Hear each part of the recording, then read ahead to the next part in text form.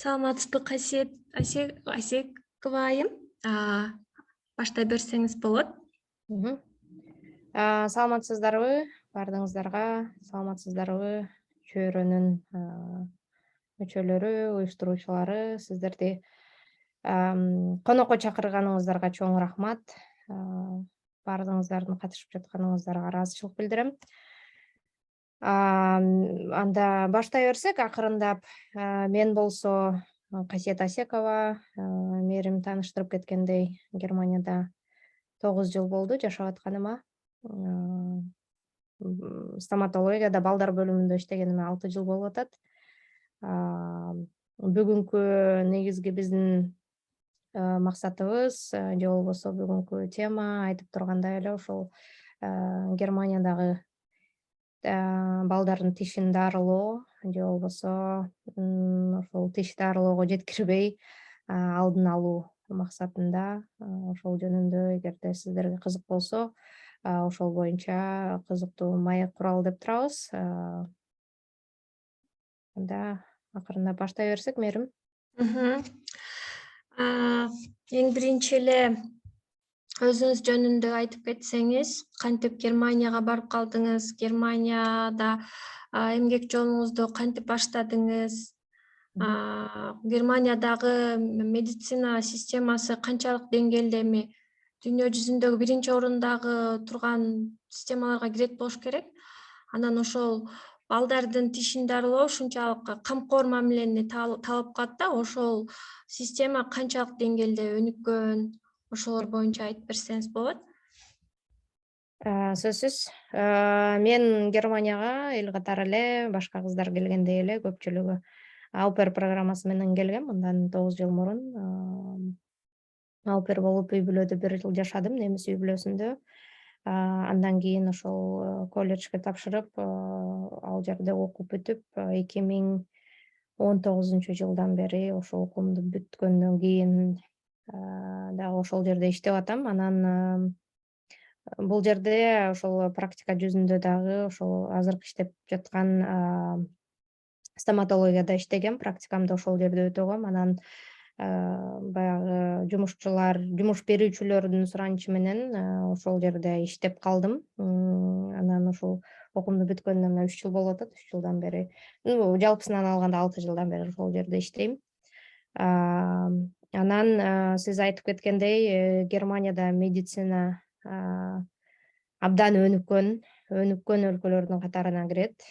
Бул жерде медициналык страховка ошол сөзсүз түрдө ар бир адамга жаза алат, себеби страховкасы жок бул жерде эч кандай бир дарылана албайсың, же болбосо врачка көрүнө албайсың, же башка нерселер да. Сөзсүз түрдө кааласаң каалабасаң дагы бала төрөлгөндөн баштап страховка төлөнөт да, сөзсүз. Ар бир ушул жерде Германияда жашап жаткан адамга страховка мындайча айтканда закондуу түрдө, сөзсүз түрдө талап кылынат. Мен бул нерсени абдан туура көрөм, анткени сөзсүз баягы биз иштеп атабыз, айлыгыңан сөзсүз түрдө кааласаң каалабасаң дагы жана налог сыяктуу эле кармалат, бирок сен кайсы учур болбосун докторлорго көрүнгөнгө мүмкүнчүлүгүң бар. Кудай сактасын, бирок бир мындай жанагындай экстренный случайлар болуп кете турган болсо, сөзсүз түрдө сен бардык жактан мындай камкордукка алынгансың деп мен айта алам да. Ошол жагы менен Германияда мындай страховканын пайдалуу жери да. Сен эч качан коркпойсуң, мындай балким баягы бизде Кыргызстанда көпчүлүк учурда тилекке каршы эми акчага байланат да баары элечи. Бирок бул жерде ошондой коркунуч жок. Бирок айтпайм мен бардыгы негизинен алганда бекер, бирок анын ичинде дагы ар кандай услугалар бар. Услуга болгондо атайын мындай дагы мындай дополнительный төлөөчү услугалары бар да, баары эле бекер эмес. Эми ал каалооңо жараша, ден соолугуңду канчалык деңгээлде чыңдай аласың, ошого жараша каалооң менен андай мындай кошумча мындай услугаларды колдонсоң болот. Анан айтып кеткендей, ошол бул жерде айтып атасыз кандай мындай пайдалуу жактары бар деп. Пайдалуу болгондо ошол айтпадымбы, ошо бала төрөлгөндөн баштап мындай жанагындай вакциналарды алгандан дагы бул жерде закондор бар, өздөрүнүн бала төрөлгөндө канча жаштан канча жашка чейин жанагындай вакциналарды алыш керек. Ошондон баштап толук түрдө булар мындай закондуу түрдө ошол страховка бүт баарын төлөп берет да. Дагы эмнени мен өзүм эми стоматологияда иштегенден кийин стоматология боюнча айтсам, жанагы айтып кеткендей эле ошол страховка бүт баарын каржылайт. Андан сырткары эми жана Кыргызстандагыдай эле жакшы мындай немеси качествосу жакшы пломбаларды койдуртам десең, албетте андан дагы үстүнө жанагындай дополнительный услугаларды төлөп кылсаң болот. Анан негизи эле баягы бул жерде жоопкерчилик көбүрөөк деп ойлойм да. Жоопкерчилик көбүрөөк, элдин талабы көбүрөөк, анан бул жерде мындай закон көбүрөөк жакшыраак иштейт го деп ойлойм да. Ошонун натыйжасында анандай өтө мамлекет дагы буларга көп мындай басым жасайт. Ошого медицина тарабында мындай абдан жоопкерчиликтүү карашат го деп ойлойм. Рахмат. Негизи ошол Германияда чет элден келген ошол кесиптин ээлерине жумушка орношуу канчалык деңгээлде кыйын да, мисалычы. Мисалы, ошол биздин эле билим менен барып, Германияда жумуштап, ошолордун талаптарына жооп бере алабы биздин билим берүү деңгээли медицина тармагында канчалык деңгээлде? Сөзсүз жакшы суроо болду. Бардык кесипте биздин баягы дипломдор менен келип, бардык кесиптер менен Германияда иштей албайт. Бирок эгерде Кыргызстанда медакадемияны бүтүп, ординатурасын өтүп, баягы врачтык, докторлук кесипти аркаласа, сөзсүз түрдө мүмкүнчүлүк бар. Мүмкүнчүлүк абдан чоң. Мен айтпайм Кыргызстанда баягы билим өтө начар деп айтуудан дагы алысмын. Биздин врачтарды Кыргызстандан келген бар, жок эмес. Хирургдар абдан көп бизде, абдан жакшы баалашат. Менин угушум боюнча бизде хирург байкелер, эжелер дагы бар. Абдан чоң баягы кызматка жеткендер дагы бар бул жерде. Анан ага эмне керек? Ага албетте тил керек. Германияда баягы башка, мисалы үчүн, Россия же Турция өлкөлөрүндөй болуп, мындай барып эле иштеп кала албайсың да. Сөзсүз түрдө бул жерде виза проблемасы болот. Виза проблемасы болгондо ал жерде сөзсүз түрдө тил маселеси. Тил немис тилин билбесең, мындай жол жок да, ачыгын айтканда. Сөзсүз тилди басым жасашат, тилди сен мындай официалдуу түрдө экзамендерди беришиң керек. Ошол тепкичтерди басып өткөндөн кийин гана сени окууга же болбосо жумушка алышы мүмкүн. Биздин ошол эми медицина жөнүндө сүйлөшүп аткандан кийин, медицинада келген, ошол айтып атпайм, Кыргызстандан келген биздин байке эжелерибиз биринчи бир жылдык программа менен, практика менен келишет. Врач болуп эле келип эле отуруп жыргап иштеп калышпайт да. Көптөгөн анын артында кыйынчылыктар бар. Кыйынчылык дегеним, эми тил билбейсиң да, тил билбегенде такыр башка. Бул жерде система, медицина тармагында система башка дегендейчи. Анан биринчи келип баягы практикант катары биринчи иштешет, көрүшөт, таанышышат. Андан кийин болсо анан тил үйрөнүп, тилден бир кайсы бир тепкичте экзамен бергенден кийин гана акырындап анан баягы официалдуу түрдө жумушка алышат.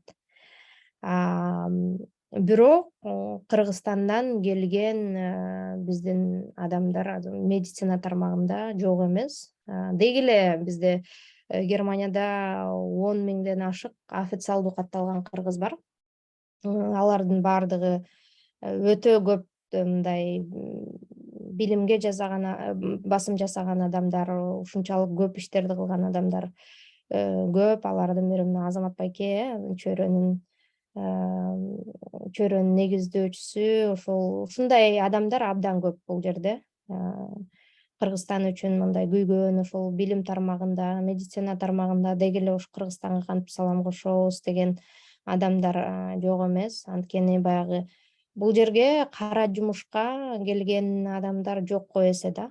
Анткени закон ошону талап кылат. Сөзсүз түрдө, закондуу түрдө, же закондуу түрдө ишке келесиң, же окууга дегендейчи. Ошондуктан бизде Германияда абдан мындай билимдүү адамдар, кыргыздар көп десем жаңылышпайм.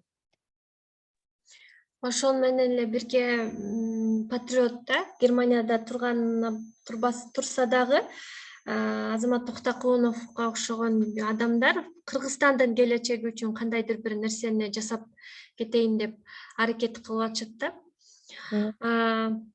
Сиз жана сүйлөшүп атканда айтып калдыңыз, ошо Кыргызстандын ушул балдардын тишин дарылоо боюнча кандайдыр бир жардам бергим келип, окуткум келип, окутуп да жүрдүм деп, ошол жөнүндө кененирээк айтып берсеңиз.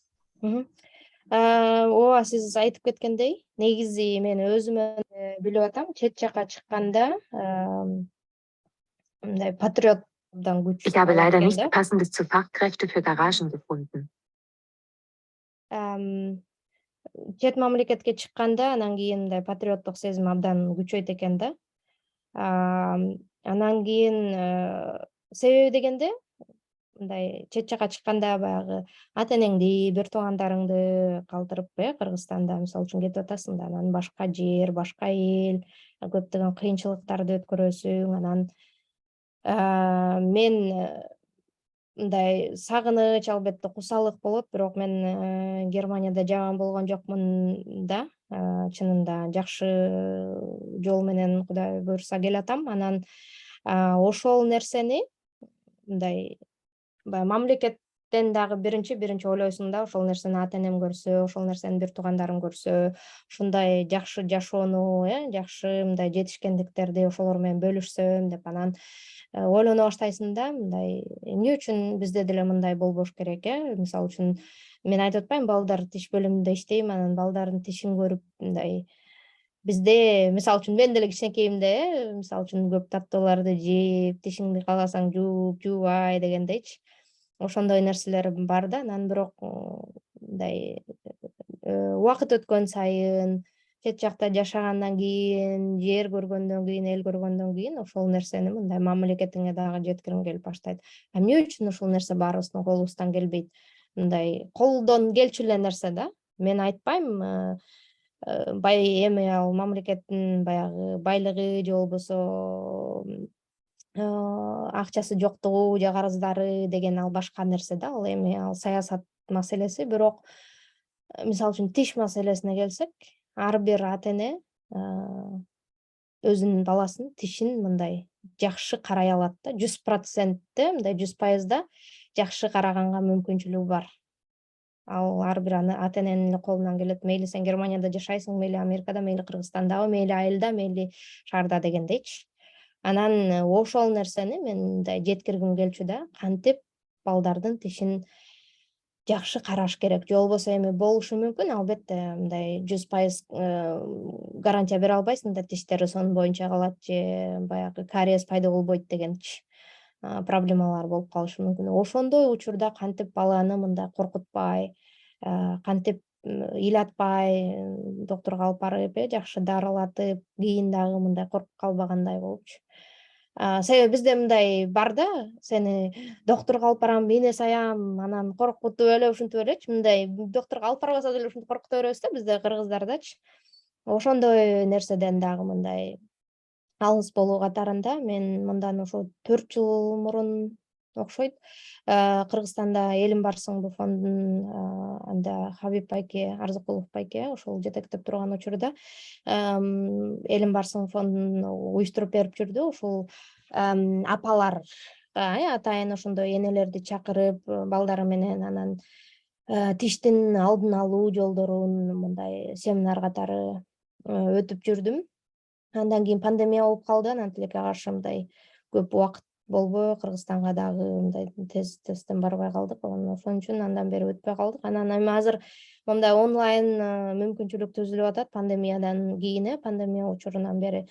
Ошондуктан мен мындай дайыма айтам, 10 адамдын ичинен ошол бир адам менин мындай маалыматымды укса, анан мындай баары ошол бир адам мындай баласына ошондой мамиле кылса, тишине, демек мен мындай жеңишим да. Ошол 10 адамдын бирөөнөн дагы мен пайдам тийсе, анда мен жеңишим деп эсептейм да. Ошондуктан бүгүн да азыр кененирээк токтолобуз тиштин алдын алуу жолдоруна. Ошондуктан суранат элем, балдарыңыздардын мындай тиштерин мындай серьезный карап, колубуздан келчү нерсе да. Карап берсеңиздер мындай жакшы болот эле деп суранат элем. Ошол боюнча Кыргызстанда семинарларды өтүп жүрдүм. Ошондой. Рахмат. Негизи чындыгында бизде кыргыздарда сиз айткандай кичинекейинен стоматолог алып барса да коркутуп алып барып, анан ошончолук шарттар деле жок да. Мисалы башка мамлекеттерде ушу балдардын баягы коркутпай, үркүтпөй медицинада мындай жаш кезинен кандайдыр бир көйгөйлөрүн чечүү жолдору аябай жакшы өнүккөн да. Кайсет айым уруксат берсеңиз, бир сыйра эскертип кетейин, рекламалап. Бүгүн биздин конокто Кайсет Асекова 9 жылдан бери Германияда жашап, 6 жылдан бери балдардын тишин дарылоо боюнча эмгектенип келет. Бүгүн биздин аудиторияда көбүнчө азыркы отургандар айымдар болсо керек. Балдарыңардын тиштерин кандай көйгөйлөрү болот, кантип туура камкордук кылыш керек, ошолор жөнүндө суроолоруңуздар болсо берсеңиздер болот. Анан кичине чөйрө жөнүндө айта кетейин. Ортодон бөлүнүп калды, бирок кичине тыныгуу деп коеюн. Чөйрөнү баардыгы бул жердеги аудитория баары эле билип калды. Ал эми билбеген кишилерге болсо, бул адамдар жолугушкан, пикирлер алмашылган жана идеялар ашкашкан жер. Мисалы, Кайсет айым өзүнүн кандайдыр бир сунуштары менен Кыргызстандын келечеги үчүн түзүлгөн жакшы долбоорлор менен Кыргызстандын көбүнчө IT тармагын басым кылып, Кыргызстандын келечеги үчүн кам көрүү деп койсок деле болот. Бизде чөйрөдө команда бар, чөйрө кеңеш бар. Чөйрөчүлөрдүн катарына кошулуп, өзүңүздүн идеяларыңызды ишке ашырып, же болбосо кандайдыр бир жардам көрсөтөм десеңиз, бизге кошулсаңыз болот. Азыркы тапта бизде Демилге деген IT марафон жүрүп атат. Ал жакта дагы долбоорлорго кошулуп, же болбосо өзүңүздүн долбооруңуз менен келип, каржылап, биздин чөйрөчүлөр менен ишке ашырсаңыз болот. Чөйрө фонду түзүлгөн, атайын бул Кыргызстандагы кыргыз коомчулугуна арналган экология, психология, көз карандысыз медиа, кыргызча подкаст, ошондой эле медицина тармагындагы көйгөйлөрдү чечүү үчүн түзүлгөн аймак чөйрө. Эгерде ошол Кыргызстандагы ошол багыттар боюнча кандайдыр бир жардамыңызды көрсөтөм, финансылык жактан жардамыңызды көрсөтөм десеңиз, биз аябай кубанычта болобуз. Сиздин ар бириңердин колдооңор бизге маанилүү. Дагы бир жолу эскертсем, бүгүн биздин конокто Германияда 6 жылдан бери балдардын тишин дарылоо боюнча эмгектенип келаткан Кайсет Асекова айым. Мисалы, мен эмне деп суроо бергим келип атат? Мисалы, сиз жана эле айтып кеттиңиз го, балдардын тишин ошол эле тишке дарылоого барганда бизде менталитет ушундай коркутуп, үркүтүп алып барат депчи. Азыр эле жакшы шарттар түзүлүп баратат да, ошол балдардын тишин дарылаган атайын бөлмөлөр, мындай башкача креативдүү бөлмөлөр кооздоп. Германияда мисалы сиздин иш бөлмөңүздө канчалык креативдүү да бөлмөңүзчү, ошо балдарды коркутпай, тиштерин тазалап, дарылап бергенге мындай балдар негизи тиш доктур десе аябай коркушат го. Ошол канчалык деңгээлде креативдүүлүк менен иш алып барасыздар Германияда? Абдан жакшы суроо болду. Мен айтпайм, Германияда эле баардык тиги балдар коркпой укмуш келип тиштерин дарылатат деп айтуудан алысмын. Бизде дагы ошондой балдар бар, корккон, ошондой эле баягы кариестери бар адамдарчы. Бирок бул жерде эмне күчтүү? Бизде эми мисалы үчүн сиз да айтып кеткендей, Кыргызстанда мындай закон деймби же балким баягы жоопкерчиликтин жоктугунанбы, мындай бизде көбүнчө мисалы үчүн мен деле мурда билчүмүн, сүт тиш деп коет балдардын. Көп маани бербейбиз ал тиштергечи. Бирок жок, ошол сүт тиштен улам кийинки тиштерине мындай залакас тиет да, эгерде ошону убагында дарылабаса. Сөзсүз түрдө залакас тиет, анткени ошол кийинки жанагы дайыма калчу тиштерине абдан чоң таасири бар да. Муну айтайын дегеним, бул жерде дагы бар ошондой ата-энелер баягы көңүл бурбаган. Бирок бул жерде закон жакшы иштегендиктен, атайын жанагындай балдар менен иштөө бөлүмдөрү бар мамлекет тарабынан. Биз мисалы үчүн стоматология, балдарды тиш дарылоо бөлүмү катары биз мамлекетке ата-энесине арыз жазууга укугубуз бар. Себеби биз айтышыбыз мүмкүн, мынакей баласынын тиштеринде кариес бар, таттуу сокторду берет, таттууларды берет, бирок тишине көңүл бурбайт. Биз муну талап кылып атабыз, бирок ата-энеси мисалы үчүн тишин дарылабай атат дегенге биздин укугубуз бар. Ошол себептен менин оюмча жоопкерчилик көбүрөөк болот. Ошол себептен баягы контролдогонго мындай адамдардын укугу бар.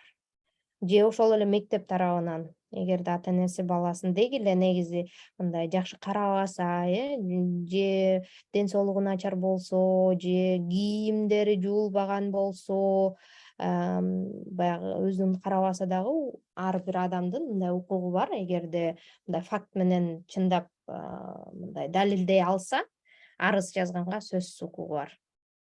Муну айтайын дегеним, эгерде ошончолук деңгээлге жетсем, андай учурлар өтө аз кездешет. Мисалы үчүн мен иштегенде биз бирөөнө гана эскертүү бергенбиз. Андай учурда мамлекет тарабынан баланы алып коюуга дагы мүмкүнчүлүк бар да.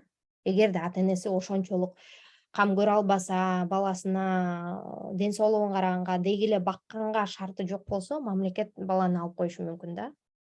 Балким мындай дайыма эмес, мындай навсегда эмес, мындай убактылуу учурга чейин ата-эне өзүнө, балким алар ойлошот, ата-эне балким баланы караганга азыр мүмкүнчүлүгү жок, балким ата-эненин шарты жок болуп атат дегендейчи. Ошондуктан бир канча бир айтышат, балким 3 айга, балким 5 айга мамлекетте болуп турат кароодо депчи. Ошондой учурлар болот. Ошондуктан менин оюмча жоопкерчилик көбүрөөк окшойт деп ойлойм да.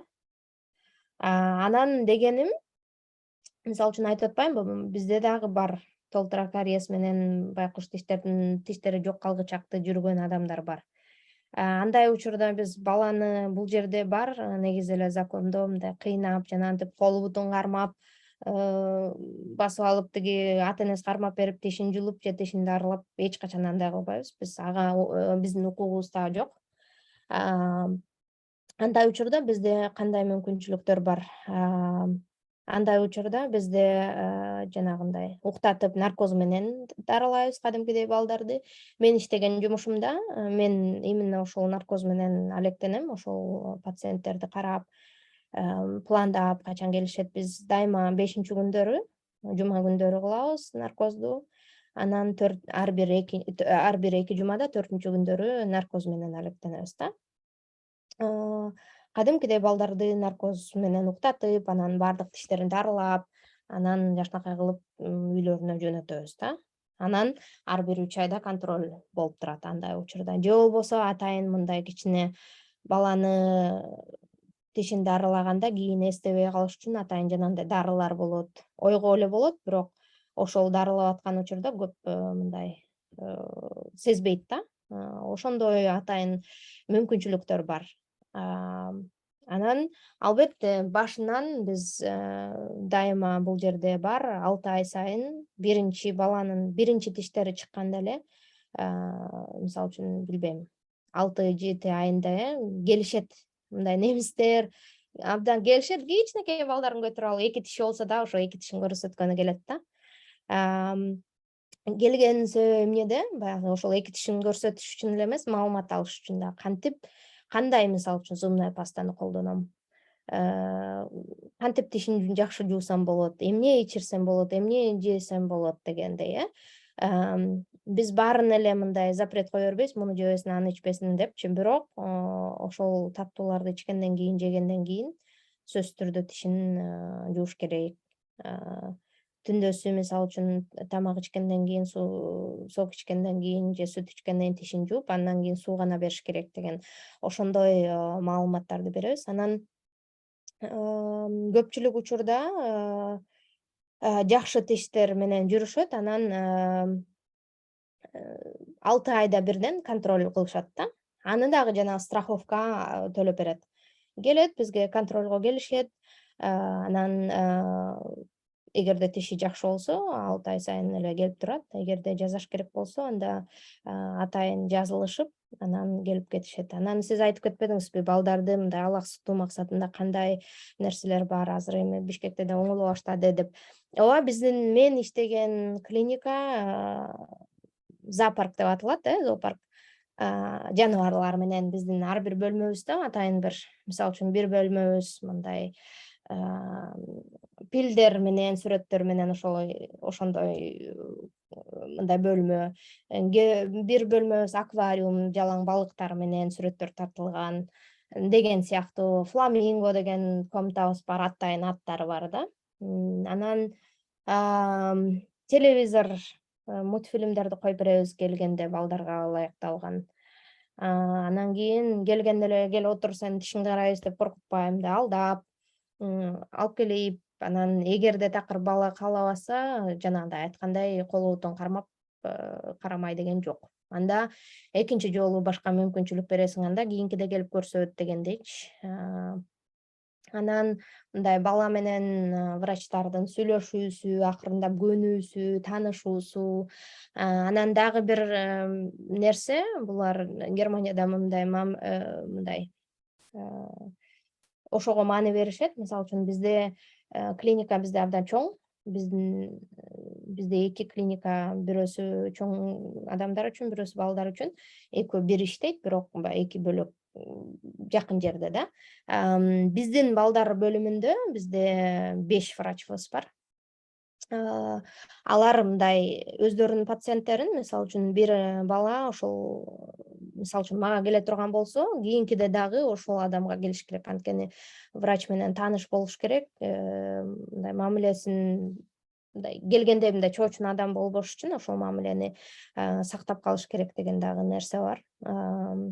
Ошондуктан ошол нерселерге мындай абдан маани беришет. Ата-энелер дагы мындай бир врачка дайыма кайрылганга аракет кылышат дайыма. Эгерде албетте мындай нааразычылык болуп, жок, мага ал врач жаккан жок десе, алмаштырууга укуктары бар. Ал эми ата-эненин өзүнөн ошондой жактарыбыз бар. Демек, ошол ар бир жарандын ден соолугуна кам көрүлүү бул мындай мыйзам ченемдүү көрүнүш менен чектелет турбайбы? Мисалы, ата-эне сөзсүз укуктуу баласынын тишин дарылап өз убагында көрсөтүү керек деген. Азыр бизде суроо берет окшойт, суроолорго кезек берип, анан аралаштырып кетели, күтүп калды. Эгер уруксат берсеңиз, Элнура Жолдубаева. Сурооңузду берсеңиз болот. Саламатсызбы? Жакшы, бизге аябай ата-энелерге өтө керектүү теманын үстүндө талкуу кылып айтып берип атканыңызга чоң рахмат. Менин суроом ушу сүт тиштери боюнча сурайын деп аткам да. Азыр балам 3 жаш 5 ай болуп калды. Анан өткөндө барсак, балаңыздын тишинде кариес бар экен да, бирок бир эле азу тишинде бар экен да. Анан азыр пломбалатып жасатып коебуз да, анан ушул негизи сүт тиштер кайсы убакта түшүп баштайт. Анан аны жулдуруш керекпи, же жулдурбай эле өзү түшүп калабы, же ооруса жулдуруп салгандан кийин кайра кандай чыгат? Ошол менин биринчи суроом. Анан экинчи суроом болсо, вот жана сиз айтпадыңызбы, баягы дарылаш керек деп. Анан мен алып барсак, ыйлап атат да, то есть дарылатпайм дейт. Ачым этпей атат да. Анан кайра кетип калдык. Ошондо мисалы тигилер болсо андай кылбайбыз деди да. Анан мындай эле мындай эмелер жокпу? Атайын таблетка сыяктуу, конфет сыяктуу мындай соруп эме кылганчы, мисалы ушундай мындай альтернативалар. Мисалы Кыргызстанда да ушундайлар барбы, сиз мындай маалыматыңыз барбы деп сурайын дегем да. Ошо рахмат, ушу менин суроом. Сизге чоң рахмат. Биринчи сурооңуз боюнча, тиштер, сиздер эми балдарыңыздардан билесиздер да, кайсы тиштери биринчи чыгат. Адетте алдыңкы маңдайкы астыңкы тиштер биринчи чыгат. Кайсы тиши биринчи чыкса, ошол тиши биринчи түшөт да, негизи. Ошол эле кайра, ошол эле санап отурсаңар, ошондой түшөт. Анан эң арткы азуу тиштери, сүт тиштерин кеч чыгат да, бир канча жаш менен, бир 2 жаш менен, 2,5 жаш менен чыгат да азуу тиштеричи. Анан ал тиштери албетте эң акыркы түшөт да. Эң акыркы түшкөндө биз сүт тиштерди эсептейбиз 12-13 жаш максимум тиштери толук түшүп бүтүш керек. Сүт тиштери түшүп бүтүп, 14 жаш менен башка тиштери чыгыш керек да. Анан негизи ошол 12 жашка чейин баардык тиштери түшүп бүтүш керек. Эми албетте, эгерде баланын ар кандай балдар бар да, кээ бирки балдардын тиштери 1 жаштан өткөндө чыгышы мүмкүн, биринчи тиштери. Эми ал баягы генден, анан ден соолугунан дегендей да. Эгерде өтө кеч чыкса тиштери, анда кеч түшөт. Анан сиз айтып кеттиңиз, баламдын тишинде бир кариес бар, анан аны дарылатпай жатат деп. Мен эми сизге мындай совет берет элем. Башка дагы врачтарды издеп көрүңүз. Мындай балким балаңыз башка бир врач менен мындай тил табышат да. Анан же болбосо мен кайсыл жерде мындай тактаана билбейм, бирок мен деле Бишкекте уктум, ошондой наркоздор менен баланы уктатып дагы азыр дарылап башташыптыр Бишкекте. Эгерде ошончолук билбейм, балким көбүрөөк тиштери болсо, эми бир тиш үчүн баланы уктатыш да кыйын болот наркозго. Эгерде мындай көбүрөөк тиштери болсо, анда ошондой варианттарын издеп көрсөңүз болот го. Анан эми мен Бишкекте жашаганыма көп, Кыргызстанда жашаганыма көп жыл болду, ошондуктан мен тактаана билбейт экенм кайсыл жерде эмне бар экенин, бирок сөзсүз түрдө дарылатыш керек. Анан сөзсүз эле жулдуруп салбаш керек. Эми азыр биздин убакта мындай тишиң ооруса эле жулуп салчу да. Мындай менде да болгон ошондой учур. Тишиң ооруп барсаң эле эч нерсе кылбай эле жулуп салчу. Анан азыр Бишкекте дагы баягы замандын өнүккөнү, эми Бишкектин өзүндө ошондой мүмкүнчүлүктөр пайда боло баштады. Жанагы рентген, ошол нерсени сөзсүз кылып атышат. Ошол нерсе абдан маанилүү. Анткени рентген кылгандан кийин тиштерди көрөсүң, мындай сактап калууга мүмкүнчүлүгү барбы. Анткени деген, мисалы үчүн айтып атпайсызбы, 12 жашта жана азуу тиштери түшсө, мынакей бул жерде азыр эчке айтып кетти, 3,5 жашта. Анан 3,5 жашында эле 3 жашында эле ал тишин жулуп салса, 12 жашка чейин дагы канча жыл болуп атпайбы? 8 жыл, 9 жыл, Анан эгерде башка тиштерин жулса, мындай орторок жактарында тиштер жылыша баштайт да. Мындай жылып, анан тиштери кыйшая баштайт. Ошондуктан бизде, мисалы үчүн Германияда, мен иштеп аткан жерде биз сөзсүз түрдө рентген кылабыз. 4 жаштан өйдө биз дайыма рентген кылабыз. Анан көрөсүң тиштери. Кээ бирки тиштерин, мисалы үчүн балдардын кээ бирки тиштери мындай жок болушу мүмкүн, тубасачы. Ошол нерсени көрүп ата энесине айтып бересиң. Анан кийин эгерде мисалы үчүн кариес болсо, ошол кариеси мындай тереңдеп кеткенби же мындай үстүртөдөн эле кандай дарыласа болот, жанагындай нервини алып дагы дарылайбыз. Сүт тиштердин көпчүлүгү ойлошот баягы сүт тиштерди антип дарылабайт деп. Жок, ошондой дарылайбыз. Анткени биз мындай болушунча тишти сактап калганга аракет кылабыз да. Өзүнүн убагы келип түшкөн чейинчи. Эми албетте болот, такыр баягы нервини дагы сактап кала албай, мындай тишти жуулганга туура келсе, анда жуулушуң керек болот. Андай учур бизде деле абдан көп болот. Бирок биз башында ошо аракет кылабыз, биринчи рентген кылганга, анан мындай эч нерсеси жок баягы дарылаганга. Бизде ошо дарылаганга чейин дагы бир немебиз, бизде атайын бир запись менен келишет да бизгечи. Анан келгенден кийин, мисалы үчүн бирөөндө контроль болсо, кийинкисинде айтасың, кийин мынчанчы күнү мынчада кел. Биз балага биринчи тишин дарылоодон мурун бардык нерсени көрсөтөбүз. Аны менен бир аз ойноп, көрсөтүп, мына эмкиде мындай кылабыз депчи. Ошол нерсени дагы биз дайыма мындай кылганга аракет кылабыз. Түз эле баягы наркозго салып эле уктатып эле тишин дарылап эмес, мындай баланы дагы өзүбүзгө тартып көндүргөнгө аракет кылабыз да. Ошондой нерселер бар. Мен жооп бердим окшойт суроолоруңузга. Анан кийин Чоң рахмат. Бишкектен балким мүмкүнчүлүк таап каласыз. Чоң рахмат. Караштырып көрөйүн. Рахмат, чоң рахмат. Рахмат Элнура сурооңузга. Азыр кайсы атайын менде бир мындай маанилүү деп коеюнчу, ушундай суроолор бар. Андан кийин чаттагы суроолорго өтөбүз, андан кийин кол көтөргөндөргө. Сиз азыркы учурда мындай жеке менчик деп коебу, ушундай болгон стоматологияда иштейсиз да же мамлекеттик эмеде иштейсизби, стоматологияда? Мен угуп атамбы?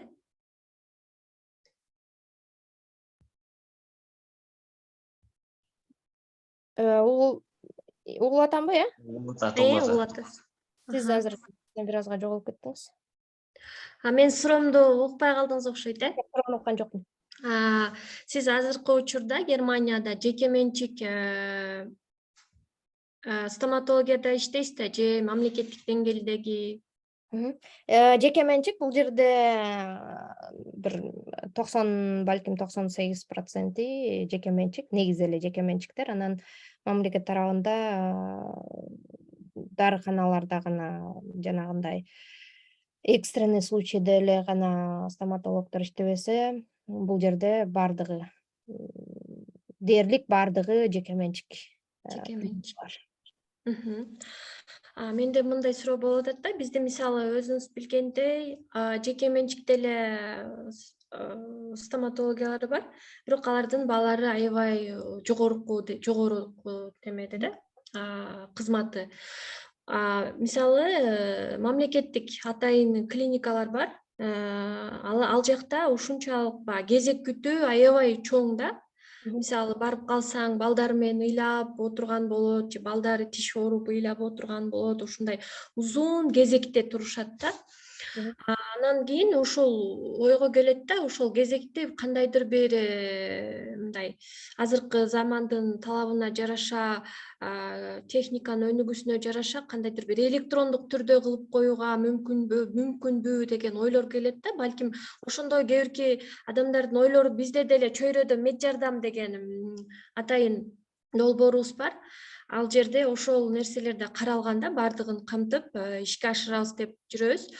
Мисалы Германияда атайын мисалы ошол эле кезекке туруу, ошол эле консультация алуу деген кандайдыр бир платформалар иштейби же болбосо атайын мисалы колл-центр деп коебу, колл-центрлер барбы да, мисалы канчалык деңгээлде ошол техника менен байланышып, ошол көйгөйлөр канчалык деңгээлде чечилген жана кайсыл ошол жакшы чечилген ошол көйгөйлөрүнүн биздин Кыргызстанга сунуштай алат элеңиз да. Мисалы ушундай аябай жакшы иштейт, ушуну Кыргызстанга балким алып келип туруп иштетсе, ошондой чоң кезектер же болбосо баягы ооруп кыйналып барып баягы консультация алуу кыйын болот, ошол нерселерди Германиядагы кайсы иштеген системаны сиз бул жака сунуштайт элеңиз, канчалык деңгээлде жакшы өнүккөн? Платформабы, атайын балким платформаңыздар бар, өздөрүңөрдүн кезекке туруучу же консультация алуучу? Абдан жакшы суроо бердиңиз. Ошол кезекке туруу деген Германияда деги эле медицина тармагында эмес, бардык тармакта Германияда мындай сөзсүз ошол нерсени кылышың керек да. Мындай термин деп коет немисче, запись. Термин алмайынча, запись кылмайынча сен эч жерге бара албайсың. Андай мүмкүнчүлүк жок да. Албетте болот. Бул жерде закон дагы бар. Ал закон эгерде бирөөнүн тиши ооруп, алдыңа келип атса же чалып атса, аны жок, эртең кел деп айтууга сенин укугуң жок. Ооруп атабы, значит ооруп атат. Сен балким күтүп отурат, келип тишин дарылашың керек сөзсүз түрдө. Бирок биз жанагындай сиз айткандай азыр эми техникага абдан байланып калдык. Бул жерде Германияда техникасы жок иштөө мүмкүн эмес.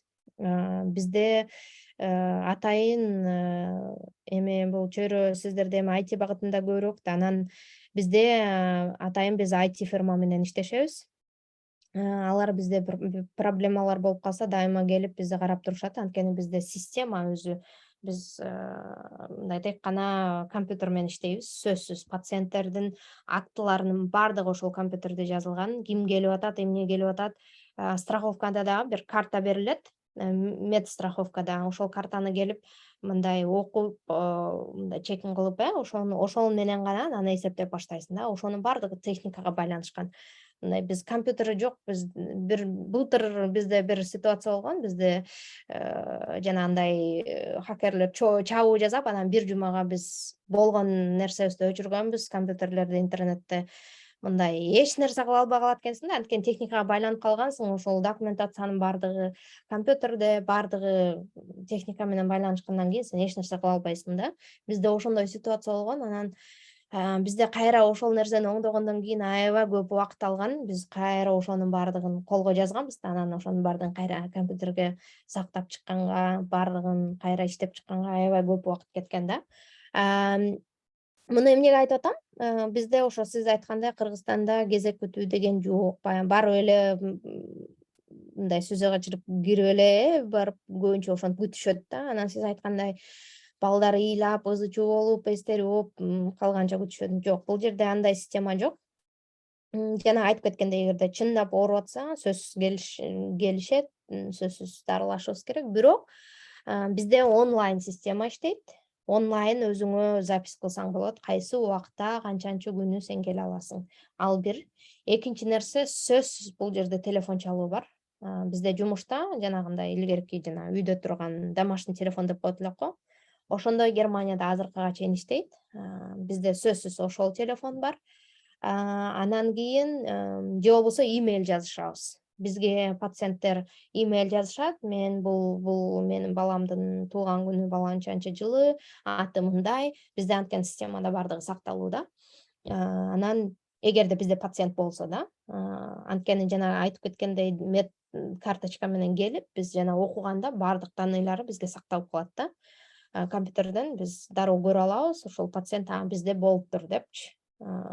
Эгер кааласа башка врачтарга кетет, кааласа бизде калат дегендейчи. Эгер бизде калса, дагы мындай башка жанагындай тиш дарылоого келсе, же жөн гана 6 айдан кийин контролго келсе, ошол же телефон аркылуу, же онлайн, же болбосо имейл менен бизде ошол жана записке турушат да.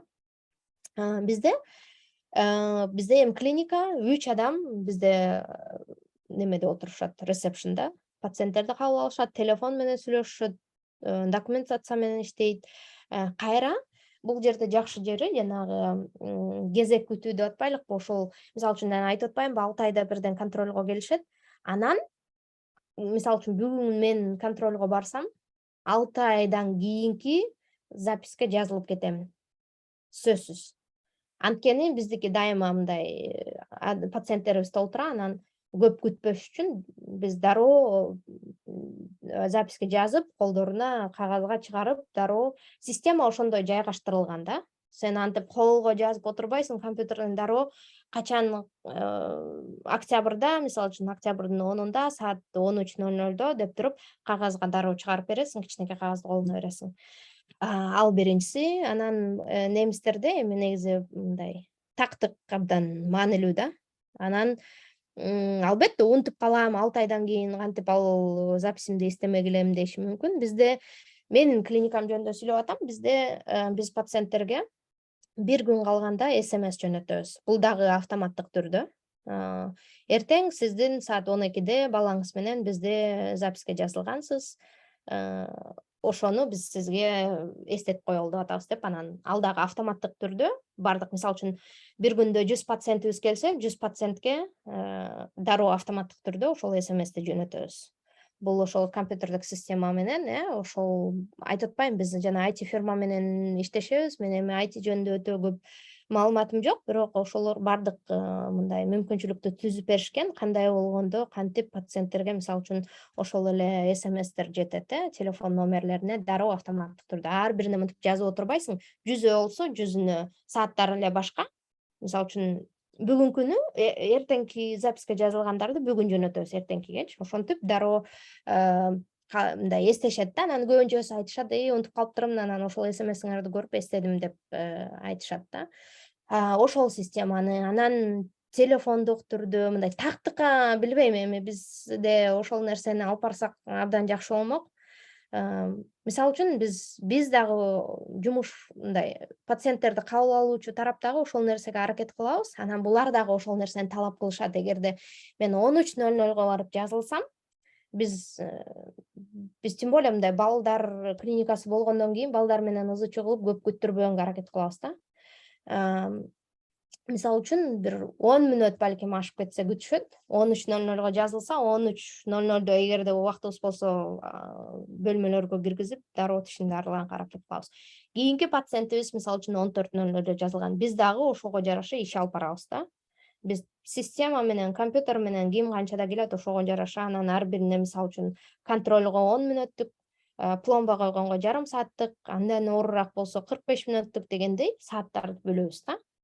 Анан ошол эле убакта мисалы үчүн бизде дагы талаптар бар. Пациент 20 мүнөттөн кечиксе, биз пациенттерди кабыл албайбыз. Демек, ал записине кечикти, жок, кечирип койгула. Башка запись беребиз силерге. Балким 2 айдан кийин, балким 1 айдан кийин. Качан бизге ыңгайлуу, анан пациенттерге ыңгайлуу дегендейчи.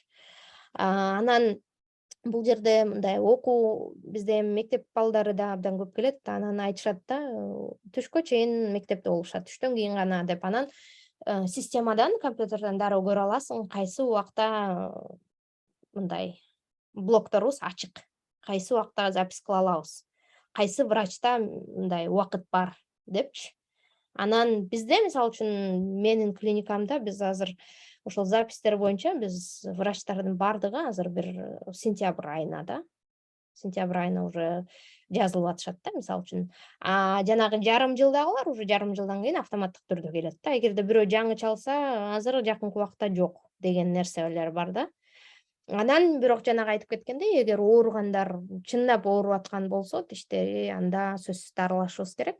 Анан дагы бир нерсе бар. Жанагындай экстренный случайларда бизде, например, менин шаарымда эми абдан көп да стоматологдор частный болгон үчүн абдан толтура да. Анан ар бир врачка бөлүнгөн. Мисалы үчүн менин клиникамда 5 врач иштесе, ар бир врач жанагындай бизде нот-тейнс деп коет немистерде. Экстренный случайларда ошол тиштери ооруган адамдарды кабыл алышың керек. Сен жумуштан сырткары дагы ошол нерсеге келишиң керек да. Мисалы үчүн бизде кечээ күнү майрам болду. Германияда эч ким иштеген жок биздин менин регионумда. Бирок менин бир врачым 2 ассистенти менен ошол тиши ооругандарды кабыл алууга турду да. Ага дагы атайын номерлер бар. Атайын номерлер берилет, телефон номерлер, анан чалып барсам болобу деп, анан ошондой дагы мүмкүнчүлүктөр бар да. Ошондуктан мен айтат элем, эми Кыргызстанга эмнени алып барыш керек? Кыргызстанга ошол биринчи тактыкты мен ойлойт элем. Анан кийин ошондой мына азыр IT өнүгүп келе жатат, ошондой системаларды киргизсе, балким ошо онлайн, же болбосо телефон менен. Эми бизде Бишкекте көбүнчө эле баягы сиз айткандай жана жеке менчик болгон үчүн абдан кымбат биринчиден, экинчиден эгерде ошо кымбат болгонуна жараша менин оюмча ошол талаптарга жооп берсе дагы жакшы да. Атайын ошол система жүргүзүп, жазылып, пациенттерди да көп кыйнабай, убагында дарылап, ошондой нерсе кылса, балким да элдер дагы ошого көнөт да, сөзсүз түрдө. Анан дагы бир нерсе, мисалы үчүн жана имейл жазат деп атам, же болбосо чалып, мен бүгүн келе албай калдым деп дагы айтышат. Сөзсүз аны айтышы керек. Анан бизде бар, мисалы үчүн жазылып коюп эле баягы шалакылыкта, мисалы үчүн барбай койсоң, бизде бар, мисалы үчүн 5 же 6 же 10 жолу келбей койсо, дайыма келбей койсо, бүттү, ал пациентти биз дарылай албайбыз. Анткени бизде да укук бар, биз ага убактыбызды бөлдүк, биз аны мындай блоктодук, запись кылып, башка пациенттерге ал убакытты бербей, ошолорго бердик дегендей нерсе, талаптар бар да. Чёрный Мен списокко түшүп калып турбайбы мындай ошондой болуп калат, ооба. Ооба. Ошондой Мгм. нерселер менен мен ойлойм Кыргызстанга андай системаны киргизсек абдан жакшы болмок. Анан эми бизде страховка жок да, медстраховка жок болгон үчүн ошол жагы кичине кыйыныраак болот да. Буларда талап дагы бар, анткени айтышат да, мен төлөп атам, мен кааласам, каалабасам дагы силер менден акча алып атасыңар депчи. Значит, ошол талапка жооп бергиле силер дейт да. Биз частный деп аталганы менен, жана сиз айтып атпайсызбы, бизде жеке менчиктер аябай кымбат депчи. Жана айтып кеттим, биз частный деп аталганыбыз менен биз ошол медстраховка менен сөзсүз түрдө иштейбиз. Жана карточканы окуп, анан ошол жерден биз өзүбүз эсептеп алабыз да. Биздин өзүнүн бухгалтерия бар. Эмне жазадык, эмне тишин дарыладык, контрольго контроль кандай акча аласың, кандайдый эле акча аласың системага киргизип. Болгону ал медстраховка менен иштешип каласың да, пациенттин өзү менен түз эмес, медстраховка менен иштешип каласың. Андан сырткары жана айтып кеткендей эле кошумча жана андай услугаларыбыз бар. Мындай абдан жакшы пломбалар бар, же коронкаларды кийгизген дегендейчи. Ага эми ата эненин каалоосуна, пациенттин каалоосуна жараша андай услугалар сөзсүз болот. Ал страховкадан эсептейбиз, плюс андан сырткары услугалар кошулат да. Бирок ар бир жаран Германияда ден соолугуңа кам көргөнгө мындай толук мүмкүнчүлүгү бар. Анткени страховка сөзсүз түрдө. Негизи эле өнүккөн өлкөлөрдүн баарында ошол страховка аркылуу аябай жакшы мүмкүнчүлүктөр бар да, бирок сөзсүз төлөө керек ал страховканы. Ошонусу да жакшы. Мындай закон менен бардык нерсе айкалышкан да. Бизде эми закондорубузда 5-6 жолу өзгөрүп кетип атпайбы? Чаттагы суроолорго кезек берсек, уруксат берсеңиз. Биринчи суроо, балдардын тишин канча жаштан баштап жууп баштау керек, эми щетка менен деген сыяктуу го. Ошо тиши чыгып баштагандан баштаппы же балким 3 жашпы?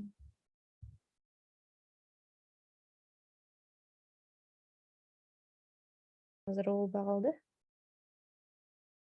Угулган жокмунбу? Сиз кайрадан жок болуп кеттиңиз.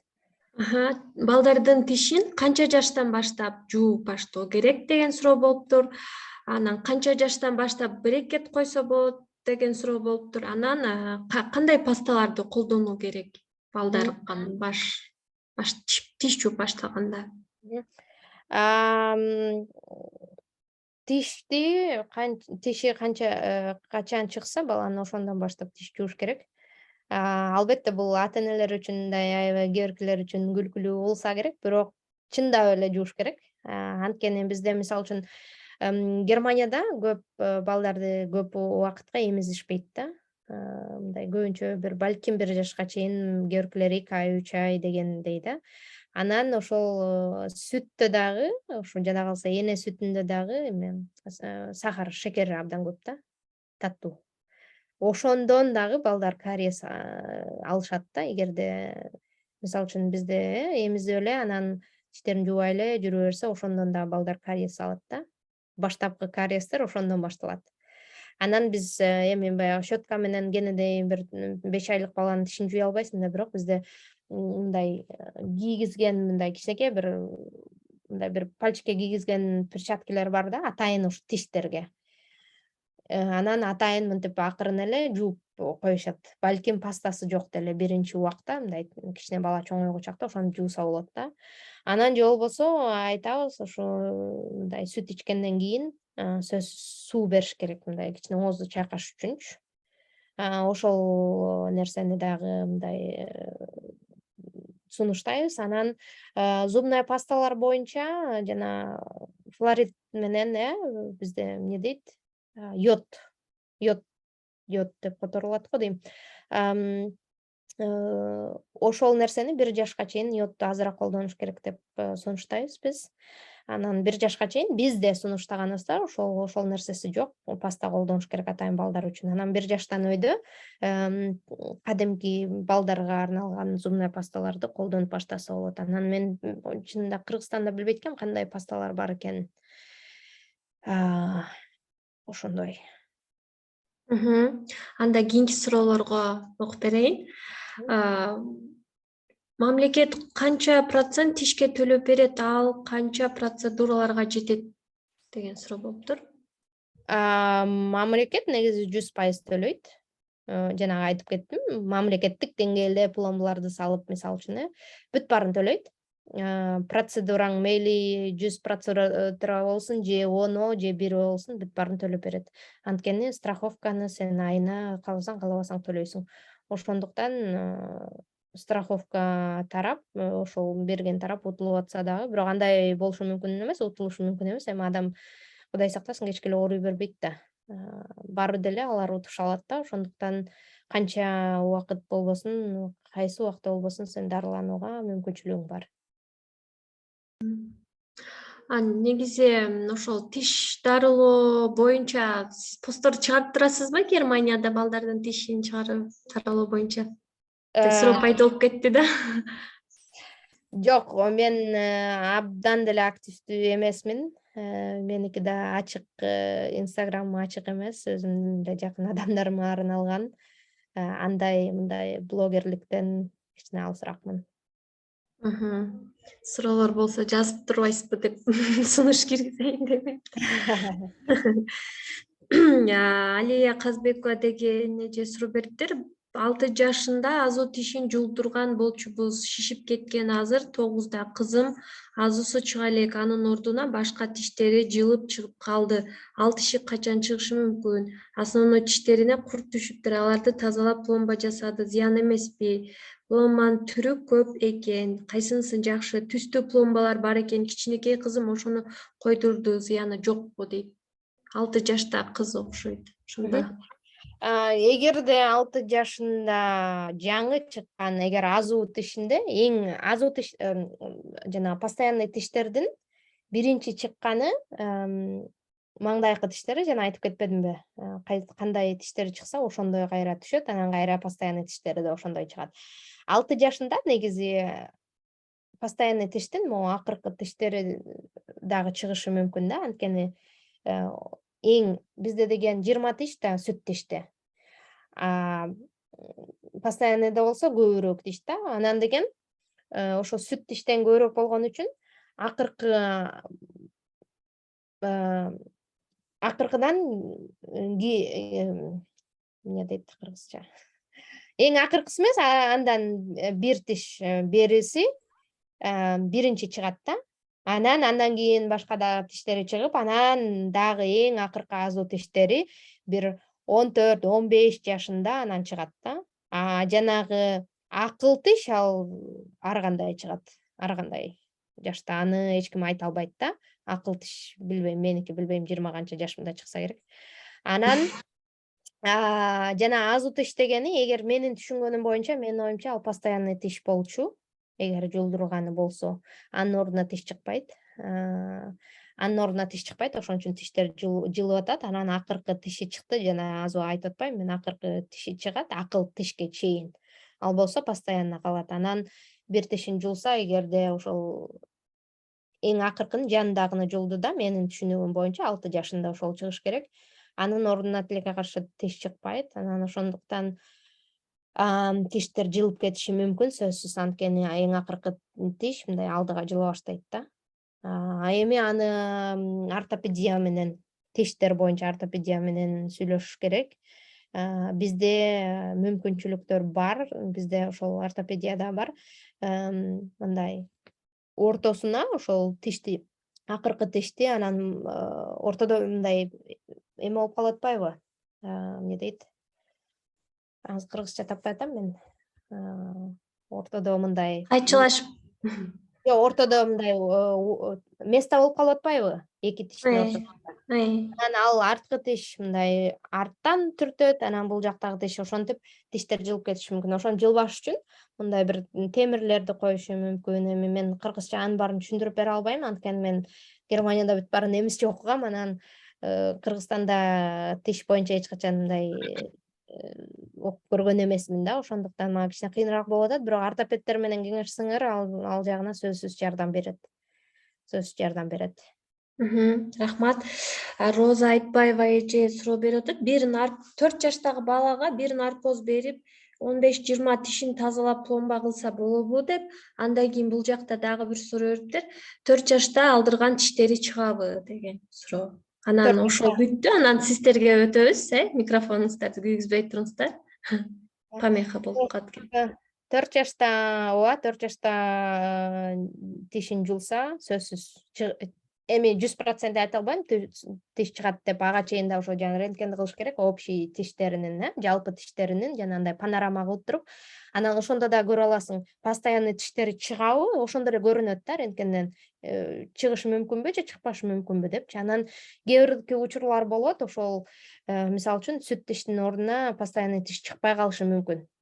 Деги эле тубаса жок болуп калышы мүмкүн. Ошого дагы көңүл буруш керек да. Ошондуктан мен мындай жакшы врачтарга барып, анан рентген кылганды менен сунуштайт элем да, сөзсүз. Ал жерде мындай ата энеге деле көрүнүктүү болот да, ал сүрөттү көрүп сен көрө аласың да кийинки тиштерин делечи. Анан жана наркоз боюнча ооба бизде ошондой наркозду кылабыз. Биз 10 тиш, 15 тиш баарын дарылайбыз да. Ошондой учурлар болот. Анан бизде дагы бир мүмкүнчүлүк бар. Мисалы үчүн мен бүгүн эле интернеттен бир окудум Бишкекте. Жана бизде балдарды отургузат го, кыргызча, ошондой наркоз бергенде тишин кошо дарылатыптыр да. Ошондой условиялар менин оюмча уже Бишкекте пайда боло баштаган да. Мындай баланы 2 жолу наркозго эмес, бир жолу кылып туруп эле, анан бардык нерсени жасаганчы, мына тиштерин да жазат деп мисалы үчүн. Анан эми наркоздун канчалык деңгээлде зыяны бар, мен ал жагына гарантия бере албайм. Бирок эгерде такыр мүмкүнчүлүк жок болуп, такыр эле бала коркуп атса, сөзсүз тишин дарылатыш керек. Анткени жанагы айтып кеткендей, кийинки тиштерине сөзсүз таасири бар да. Рахмат жоңузга. Анда кол көтөрүп суроо берем дегендер бар экен. Жантан бери күтүп аткан. Ким азыр? Айнура эже бере берсеңиз болот сурооңузду.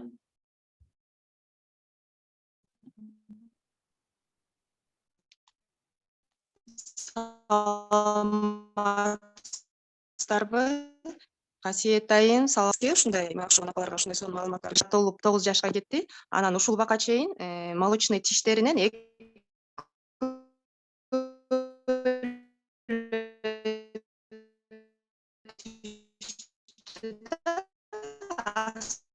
Жакшы угубай атат, калгандары Жакшы угуган жок. да, башкарары уже түшүп бардыгы берди. Кечиресиздер, суроом улду, суроом мындай болуп атат да. Балам 8 жашта. Молочный тишинен экөө эле түштү да, ылдыйкы астыңкы 2 тиши түштү. Калгандары пока турат да, в хорошем состоянии. Бир-эки эле жолу мындай кичине пломба салдырганбыз. Анан вот меня беспокоит да, башка балдарга салыштырмалуу у него мындай түшпөй жатат. Алардын ровесниктериники уже постоянный тиштери мындай көбүнчөсү эле чыгып калды да, мындай сураштырам да. Анан ошо 9га кетип баратат, анан молочныйынан экөө эле түшүп атат да. Анан же мен рентгенге барып көрүшүм керекпи, может у него какая-то эме дейм да, Кудай сактасын. Чыкты эле тиштер. Канча ай? 6 айынан чыккан, баары норма эле болуп, 6 айынан баштап чыккан тиштери. Негизи жана айтып кеткендей, балдардыкы ар кандай да. Кээ бирөөнүкү кеч чыгат, кээ бирөөнүкү эрте чыгат. Анан эгерде башка тиштери мындай жакшы эле болсо, көп деле мындай кыжаалат болбой эле койсоңуз болот. Бирок эгерде мындай дагы бир жолу мен врачтын өзүнөн да көрүшүм керек десеңиз, сөзсүз түрдө жанагындай рентген кылдырып койсоңуз, мындай негизи жакшы болот да. Мен сунуштайт элем, биз негизи эле кариес болсо деле, жок болсо деле чоңоюп калган бир 6 жаштан өткөндө сөзсүз түрдө рентген кылдырабыз. Анткени ошол сиз айткандай жанагы тиштерин көрүш үчүн ганачы. Эмне болуп атат, башка тиштери чыгып келатабы, чыкканга мүмкүнчүлүктөрү барбы, же болбосо кээ бирки айтпадымбы, жанагы тиштери чыкпай калышы мүмкүн да, постоянный тиштери. Анда мындай сүт тиштерин өзү түшүп калмайынча жулбаганга аракет кылабыз, тийбегенге аракет кылабыз да. Чтобы мындай башка тиштери жылышып кетпеш үчүнчү. Ошондуктан эгерде кааласаңыз, сиз Бишкекте врачка барып, жанагындай общий сүрөт кылышат. Анда мындай могу сөөктөрүнөн бери көргөзөт да. Ошондо постоянно чыгып келатабы, чыкпай атабы, ошону дагы көргөзгөнгө мүмкүнчүлүктөрү бар. Общий панорама деп коет бизде. Бишкекте деле бар экен, мен көрүп атам. Ошол нерсеге барып бир жолу кылдырып койсоңуз, сиз өзүңүз дагы менин оюмча мындай көңүлүм тынчып калат. көңүлүңүз тынчып калат да. Ага, рахмат. А так вообще такие случаи бывают, да, вот почти 9-га чыгып калды, и только 2 молочные түштү. Такое бывает, да? Да, эми ал баладан ошо айтып атпаймынбы, ар кимдин тиштери ар кандай, кээ бирөөнүкү эрте чыгышы мүмкүн, кээ бирөөндө кеч чыгышы мүмкүн. Эгерде сиз врачка барып, тиштери бардыгы ордунда болуп, постоянный тиштери дагы бар болсо, анда эч кандай сарсанаа болбоңуз. Тескерисинче ал жакшы. Анткени канчалык кеч чыкса постоянный тиштери, ошончолук баягы ал деген өмүр бою калчу тиштер да. Ошончолук жакшы. Ал мындай кеч чыкса, кеч мындай тиштер дагы кариес түшкөнү же болбосо ошого мындай пайдалуураак да. Эгерде бардыгы ордунда болсо, анда эч кандай проблема жок. Рахмат сизге. Ага. Рахмат Айнур эже, сурооңузга. Кайсет айым, сизге да чоң рахмат жооп бергениңизге. Нургүл эже, кийинки сурооңузду берсеңиз болот. Саламатсыңар. Саламатсызбы? Эки суроо болуп атат да. Мен неберем. Так, неберем деген 12-де. Ана бир тиши, маңдайкы тиши аз жок болуп атканда артында небода экен да, таңдайында экен. Бер жагында отсутствует. Ана биз ар кайсы врачтарга барсак, ар ким ар кандай ойдо болуп атат да. Бирөө бирде эме кылып жылдырышыбыз керек, аны прикреплять этсек алдына туруп калат. Бирөө тимеле койгула деп атат да. Анан билбей атабыз да, эмне кандай чечилет, ошондой случай болду беле сиздин практикада? Бизде болот, андайлар абдан көп. Аны биринчи ошол тиштин хирургдары менен байланыш керек. Бизде деле Бишкекте атайын тиш боюнча адистер бар болуш керек, хирургдар. Ошолор карап берет. Анан алар көбүнчө ошол эгер могу таңдай жакта болсо, ошону кесип, анан мындай орун бошотушат. Андан кийин ортопедтер менен иштешиңер керек. Жана сиз айтып кеткендей эле жылдыра алабыз дегендери, эгерде колдорунан келсе, ал бул мындай мүмкүн нерсе да, мүмкүн. Ошондуктан сөзсүз ал нерсени кылдырыш керек. Анткени ал боюнча эле калып кетпейт да, мындай тиши ошол мындай итте калып калышы мүмкүн эмес да. Хирургдар менен тиш боюнча, анан ортопедтер менен сүйлөшсөңүз, алар жардам беришет сөзсүз. Рахмат. Дагы бир суроом бар да. Дагы бир неберем 9-да. Корени бир тиши жок экен, таптакыр корень.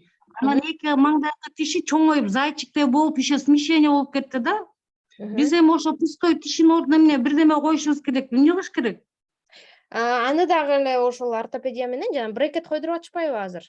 Ал брекет жөн гана мындай тишти түздөш үчүн койдурбайт. Эми андай деле бар, мындай сулуулугу үчүн тиштерим түп-түз болсун дегендер. Бирок брекеттин эмне максаты? Ошол тиштерди мындай түздөш керек албетте. Анан жана айтып атпайсызбы, жана зайчиктей болуп калды деп. Эгерде кээ бирде учур болот, тиштери өтө жыш болгондо, өтө жыш жайгашканда бири-бирине, ошондо дагы ошондой тиштер болот, жылышып кетет да.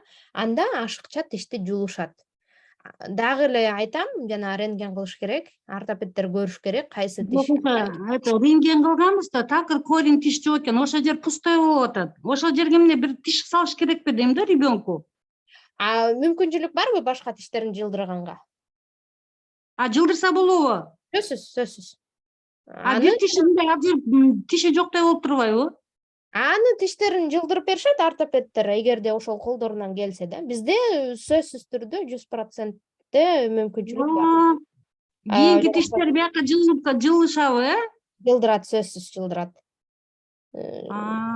Мындай маңдайкы тиштеринде көп проблема болбойт, анткени арткы тиштеринде эми кичине проблема болушу мүмкүн, анткени артта уже тиш жок да көбүнчөчү азуулардан эми астыда болгон үчүн бул жактагыларды мындай бири-бирине жылдырып, жана брекет менен.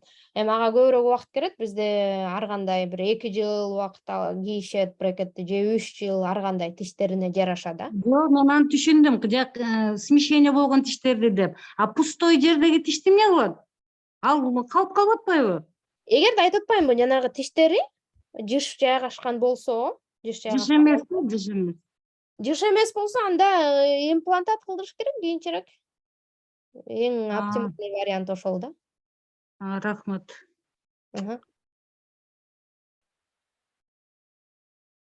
Рахмат Нургүл эже. Кийинки суроо кыз Бурак эже.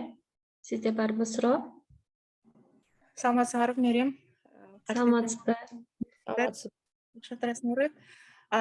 Бул аябай сонун эфир болуп атат, биякта только код жазбай балдарыбызда бар да, тиш проблемасы өтө острый турган.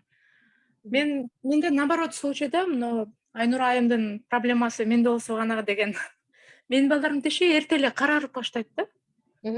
Карарып баштап эле анан биз Россияда турган үчүн барып көргөзсөк, надо удаление кылыш керек деп масочный бандай наркоз менен тиштерин эрте эле баламдын алдыңкы тиштери, сиз айткандай биринчи чыккан тиштер алды эме болгондо, алдыңкы тишин алып койгондо 4 жашында эле аябай ыйлап, эми балам сулуу болбой куник болуп калат десем, анан смирилась алып койду. Эми азыр кичинекей кызым ойлонуп атам, анан кандай болот? Анын тиши дегенде эмне кара, кариеспи же кариес эмеспи? Таттуу көп бербейм, бирок энелердин айтуусу боюнча буларда бир ушул наследственный бирдеке бар дегендей. Булардын тиши эрте эле карарып кетет деп эле ошентип калышат да. Анан ошону сизден мындай мүмкүнчүлүк болуп сурап көрөйүнчү, бул ошондой барбы, сиздин практикаңызда болгонбу? Андайлар эми өтө аз, бирок деген сиз азыр карарып кетет дегенде мен жакшы түшүнгөн жокмун. Аны текшертиш керек, чындап кариеспи, ошол тишти алып салууга мындай муктажбы сөзсүз түрдө, же болбосо жанагындай black stain деп коет. Жон гана тиштер карарып кетет да, сырткы тарабынан, ичинен жакшынакай эле тиштердин мындай состояниясы жакшы эле болгону, жана таштар пайда болот го тиштерде, ошол сыяктуу эле кара болот да.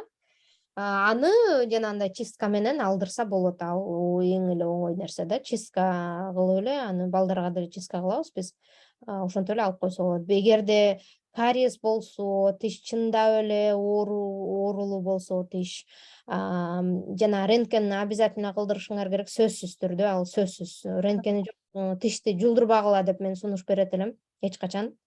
Анткени баягы сыртынан аябай жаман корт көрүнүп же ошондой көрүнгөнү менен тиш деген ичинен балким мындай оорулуу эмес болушу мүмкүн да, здоровый болушу мүмкүн. Ал учурда аны тишти сөзсүз түрдө дарылаш керек. Анан сыртынан эле көрүп мындай көөтөсү жаман экен, бул тиштин деп эле жулуп салыш мүмкүн эмес да. Ошондуктан рентген сөзсүз түрдө талап кылгыла, өзүңүздөр деле аны көрө аласыздар. Мындай мүмкүнчүлүк бар да, мынтип албетте медицинаны тиш боюнча түшүнбөсөңөр деле мындай сүрөттөрдү көргөндө көрүнөт да, кадимкидей элечи. Ошондуктан мен сизге сунуштайт элем, биринчи тиштерин жөн эле жулдуруп салуудан мурда сөзсүз түрдө рентген кылгыла. Эгерде бир врач менен мындай бир эле врач ошентип айтып атса, башка врачтардын дагы мненияларын угуп көргүлө.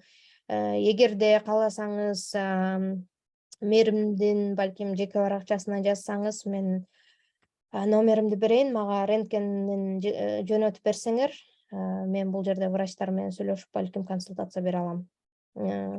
Эми кандай кылса болот, чын эле тиштерин жууш керекпи, жууш керек эмеспи деген нерсени балким бере алам. Мээрим менен байланышсаңыз болот го. Макул, алдын ала чоң рахматымды айтам. Бул чоң кызым 9-да, балам 7-ге чыгат. Ушул экөөндө тең ушул иштөрү болду да. Азыр эми кичинекей кызым 5-ке чыгат октябрда. Анын да тиши карарып, бул рентген снимок кылат. Рентген снимок кылып, анан воспалительный бааны бирдеке болуп кетет дагы. Анан сразу эле удаление деп жөнөтүп, алынган тиштердин ордуна пластину предлагает. Бул жактары пластина ал өтө неудобный нерсе экен, баягы өзүнүн постоянно тиши чыкчайын деп. Эми как не болуп калат баягы. Чоң нелер салат го. Түшүнүп атам, ооба. Чоң кызыма заказ кылып, ага такыр неудобный болуп эле кечке алып кое бергенден балама заказ эле кылбай баягы кыргызча кылып койдум да бул жагынчы. Өзү өсүп, өзү кийинем, брекет кылабыз 21-кылым деген тема менен. Сиз ошо врачтардын дагы балким алмаштырып мненияларын угуп көрөсүз. Эмне себептен ошо удаление кылабыз деп атат да, ошону ошол рентгенди алып көтөрүп алып барсаңар, балким бир врач карап көрүңүз да, немелерин, фидбектерин, жакшы фидбектер болсо, бар да. Эми сиздер ошо Россияда турабыз деп атасыздар, менин оюмча аякта деле өтө жаман эмес. Анан ошол фидбектер менен барып, ошондой жакшы врач тапсаңыз, балким аларга мүмкүнчүлүк бар тишти мындай сактап калганга. Экинчи суроо берсем болобу? Мага бир кызык болду. Биринчи жооп бергениңизге рахмат. Биз бул жакта стоматологияга барсак эле сразу баягы эме пломбаларды предлагать этип башташат да. Анан американский, германский депчи, немецкий деп. Ошону баягы немецкий деген бизде баягы бир качествонун эң барып турган эмеси деп түшүнөбүз да биздечи. Китайский, анан немецкий окуп антоним сыяктуу кетет го бизде. А силерде кандай? Только немецкий пломбаларбы же силерде дагы бир американский же мүмкүн швейцарский деген пломбалар барбы силерде? Ачыгын айтсам, биз деле Кытайдыкын колдонобуз. Ошол эле Кытайдыкы менен дагы бар. Немистердин өзүнүкү дагы бар. Кытай эми менин оюмча билбейм, башка мамлекеттерде кандай. Кытайдан биз өтө толтура нерсени, Кытай эми мындай дүйнө жүзү боюнча бул жагы боюнча өтө алдыдагы, мындай продукты боюнча. Деги эле биз колдонуп аткан ошо маскалар, перчаткалар, ошонун баары Кытайдан келет да бизге делечи. Биринчиден арзан. Анан бирок менин оюмча ошол өлкөнүн мындай талабына жараша анан ошондой продукциялар да келет да, менин оюмчачы. Анткени Германиянын талабы ошого жооп берет, мындай жогорку деңгээлде. Ошондуктан бир жакшы продукциялар келсе керек деп ойлойм да. Бирок биз деле Кытайдыкын, ушул эле Германияда Кытайдын эле пломбаларын колдонобуз. Анан Германиянын өзүндө деле бар. Ошондуктан мындай Кытай эми менин оюмча, например, Кыргызстанда Кытайдыкы деп биз аябай жаман болот да, бизге дагычы Кытай депчи. Бизге мамлекет балким ошого талап жооп бербегендиктен бизге мындай сапаты начар оокаттар, продукциялар же дагы башка нерселер барышы мүмкүн, бирок Германияда эле ошол Кытайдын эле продукцияларын колдонот көбүнчө. Чоң Рахмат. Кызбыр ага же чоң рахмат сурооңузга, кайсы атайм. Негизи Нургүл эже, сиз сурооңузга жооп алдыңыз окшойт. Бизде дагы убакыт бат эле өтүп кетти. Кызыктуу маек. Мен башка Нургүлмүн. Башка Нургүл ал. Мен. Кыскача бере аласызбы? Биздин убакыт келип калды. Ооба, кыска эле бере алайын. Саламатсыздарбы? Баарыңыздарга кутман кеч. Мен балдарым чоңоюп калды негизи, бирок кичине эле кариес түшкөндө мен стоматологко ошо оор электе, глубокий боло электе барып тазалатып калайын деп мен алып бара берет элем да балдарымдычы. Аны алып барганда эле мындай бизде такыр лечение кылышпайт эле, биздин шаарда. Оорубаса эмнеге алып келесиз деп лечение кылышпайт эле. Ошого сиздин көз карашыңыз кандай? Анан ошол экинчи уулумда вот кылыктарында кариес бар. Анан мен ушул кылыктарын мындай тазалап, неме кылып коюңуздарчы, мындай жашына көрүнүп турсун, карайбай десем, эч тазалата албай койдум. Бир 2 стоматолог алып бардым, тазалата албай койдум. Жок, немеси кажети жок, бунун өзү түшөт. тиш деген ошондой чирип анан түшөт деп ушундай гана жоопторду ала алам да.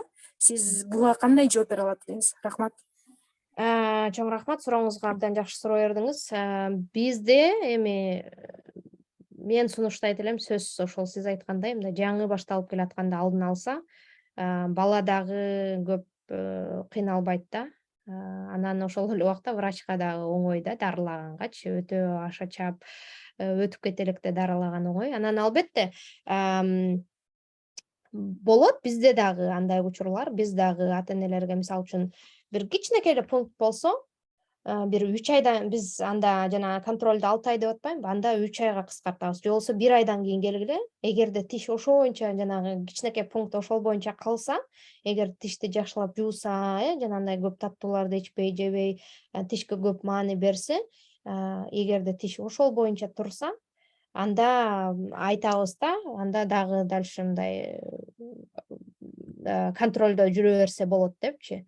Эгерде сиздин балаңызга ошентип сунуштап жатышкан болсо, эгерде өзгөрүүнү көрбөсө, ооба ушул боюнча жакшы эле боюнча турат, дальше мындай контролдо эле турсак жетишет десе, анда мен ишенем, врачтар эгерде жакшы врач болсо, чындап көрүп атат ошол нерсени.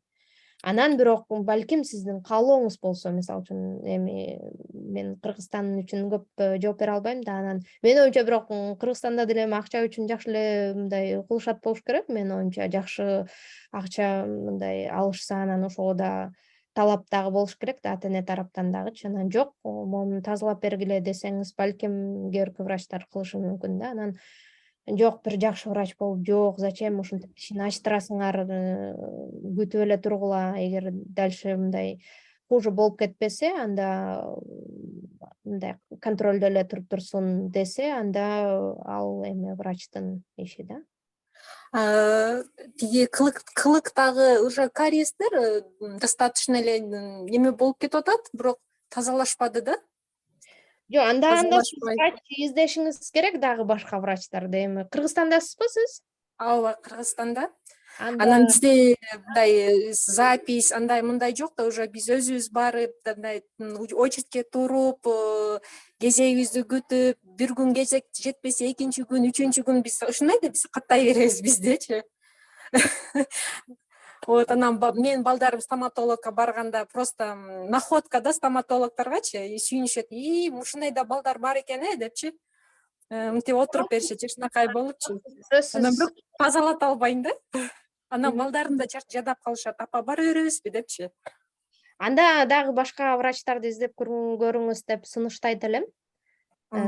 Азаматсыз, балдарыңыздын тишине кам көргөнүңүзгө, ошондо сиздерге окшогон энелер көп болсо, аябай жакшы болот. Чоң рахмат сизге. Рахмат. Убактым барбы? Касиет айым, чоң рахмат. Негизи убакыт келип калды. Аябай айым биздин азыркы ушул биздин эфирге кирген айымдардын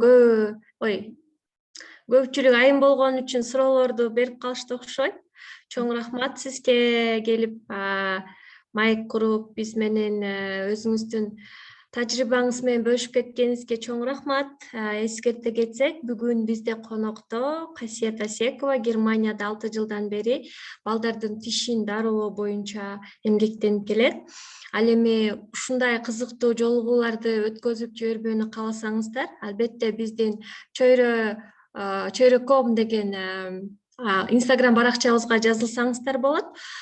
Биз негизи ушундай жолугушууларды бат-баттан уюштуруп турабыз деп ушул чөйрөчүлөр аябай максат коюп атабыз. Бизге керектүү, Кыргызстанга керектүү, ушундай эле биздин кыйын кыргыздар, четте жүргөн кыйын кыргыздар өздөрүнүн тажрыйбалары менен бөлүшүп турганды, же болбосо Кыргызстанда кандайдыр бир сонун нерселерди политика жөнүндө сүйлөшпөйбүз. Жакшы ушундай жолугушуулар болуп турат. Ошон үчүн сөзсүз биздин чөйрөгө катталып, өзүңүздөргө керектүү маалыматтарды тапсаңыздар болот.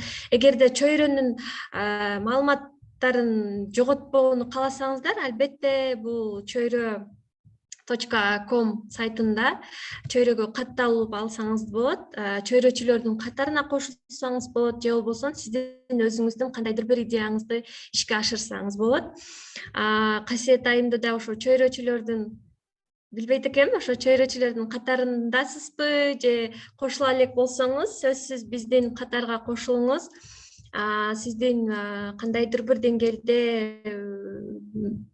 мындай жардамыңызга биз муктажбыз десек деле болот. Кыргызстан үчүн болуп жаткан бул чөйрө коому сиздин жардамыңызда бизге бир чоң нерсе болот. Ошондой эле чөйрөчүлөр жана биздин коноктор чөйрөдөгү Кыргызстандын келечеги үчүн пайдасы тиючү жакшы долбоорлор бар. Ошолорго өзүңөрдүн салымыңыздарды финансылык жактан кошуп кетсеңиздер да болот. Ал эми долбоорлордон азыркы иштеп жаткан долбоорлордон Демилге деген IT марафон уюштурулуп атат. Демилгеге спонсорлорду күтөбүз. Же болбосо өзүңүздөрдүн идеяңыздар менен келип, орусча айтканда заказ берип, чөйрөчүлөр менен бүтүрүп кетсеңиз болот. Касиет айым, сонун маек болду. Негизи биз башында айткам, биз 1 сааттан биркеле өтүшүбүз керек да, бирок биз 1,5 саатка созулду. Аябай сонун маек куруп бердиңиз, өзүңүздүн тажрыйбаңыз менен бөлүштүңүз. Сизге чоң рахмат. Сизди чөйрөчүлөрдүн катарынан күтөбүз, буюрса. Анан мен сизге эркин микрофон берүүдөн алдын чөйрө деген сиз үчүн эмне, негизи эле ушундай суроо мындай келген конокторго бергим келет да. Чөйрө деген сөздүн эле мааниси же чөйрө сиз үчүн эмне, кыскача жооп берип кетсеңиз. Менин оюмча чөйрө өзү аты айтып тургандай эле, айлана чөйрө, адамдар менен ар тараптан маалымат алмашуу, деги эле коомдо болуп аткан, дүйнө жүзүндө болуп аткан маалыматтар менен бир маалымат алмашуу, анан ушул айлана чөйрөгө адамдардын бири-бирине тийгизген бир пайдалуу бир таасирлери деп айта алат элем. Рахмат чоң. Сизге эркин микрофон. Кыргызстанды сагынсаңыз керек.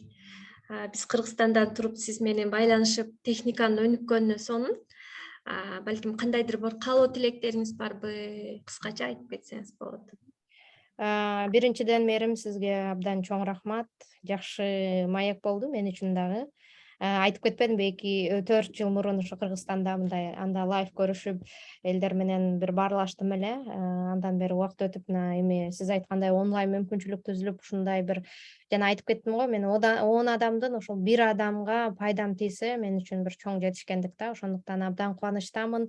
Кичине да болсо бир маалымат бере алдым деп айта алам. Деги эле ушул чөйрө мынакей жаңы башталып атат, чөйрө деп. Ишиңиздерге ийгилик каалайбыз. Азамат байке, Азамат жигит өзү эле айтып тургандай, Азамат байке менен биз дагы бул жерде чогуу иштешип атабыз, көп проекттерде катышып атабыз. Азамат байке Кыргызстанга бир чоң бир пайда алып келчү, бир чоң жумуш аткарып аткан адамдардын бири. Чөйрөнүн келечеги алдыда деп ойлойм. Мына жакынкы арада дагы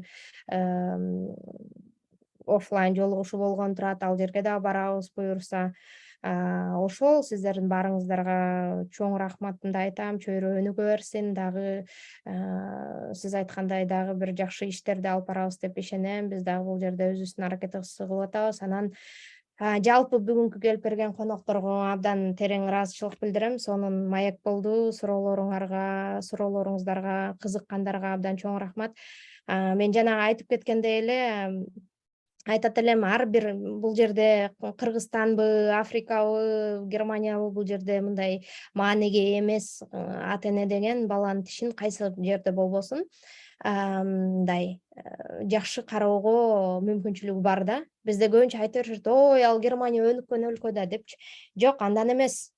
Мейли жакыр өлкө болсун, сен ошол мисалы үчүн жанагы эле шекерди бербей кой. Немистерде шекер бербейт балдарыначы. Убактысы менен балдары дагы кечке сурай бербейт, убактысы бар, өздөрүнүн балким кечинде тамактан кийин. Ошого көндүрүш керек баланы.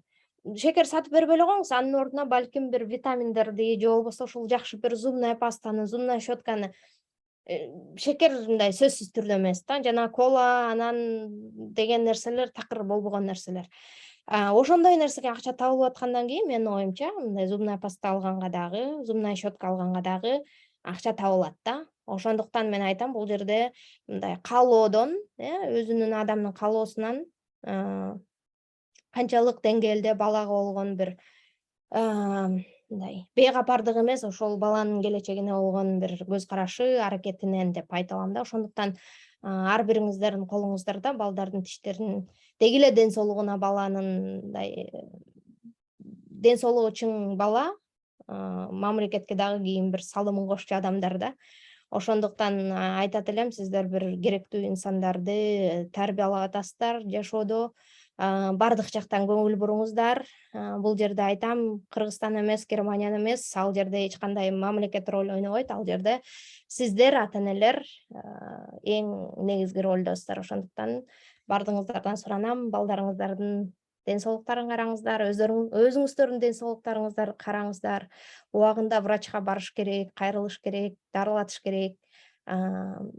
Өзүңүздөрдү, балдарыңыздарды, үй бүлөңүздөрдү карасаңыздар, анан мындай ден соолук үчүн мамлекет пайда болот деп айта алам мен.